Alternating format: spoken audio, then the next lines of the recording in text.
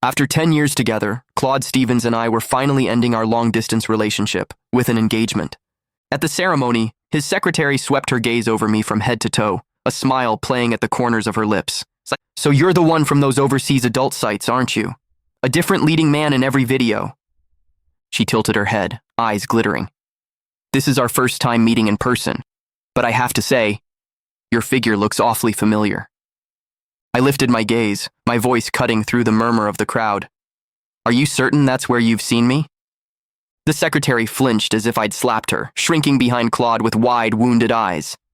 "I'm so sorry. I forgot people in that industry prefer to stay anonymous after they retire.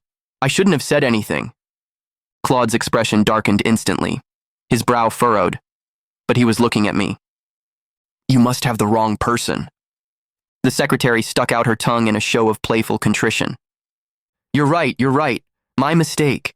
Your fiancé is far too elegant and refined to be one of those desperate attention seekers."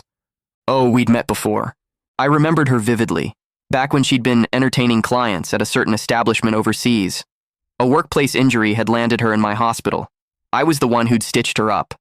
I wondered if she'd been taking the HIV medication I'd prescribed. Claude and I were the guests of honor tonight. Every eye in the room was fixed on us. The moment Emma Pruitt finished speaking, the entire banquet hall went silent. Guests exchanged knowing glances, their lips pressed together in barely concealed smirks, words hovering unspoken. A mutual friend rushed over, trying to smooth things over. "Don't be ridiculous. Candace James was studying medicine in Alderhaven. Do you have any idea how grueling that program is? She barely had time to sleep, let alone do that."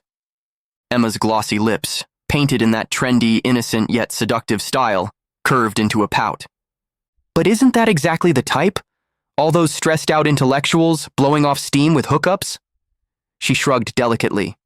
"Besides, Mr. Stevens is doing so well now, and Candace's family doesn't have money. Can you blame a girl for wanting to earn her dowry lying down?" I set my champagne flute on the table with a sharp crack, closing the distance between us. "If you're going to make accusations," I said, my voice low and razor-edged, "you'd better have proof. Otherwise, I will sue." Emma's hand flew to her mouth, her neck shrinking into her shoulders like a turtle retreating into its shell. "Girls support girls, right?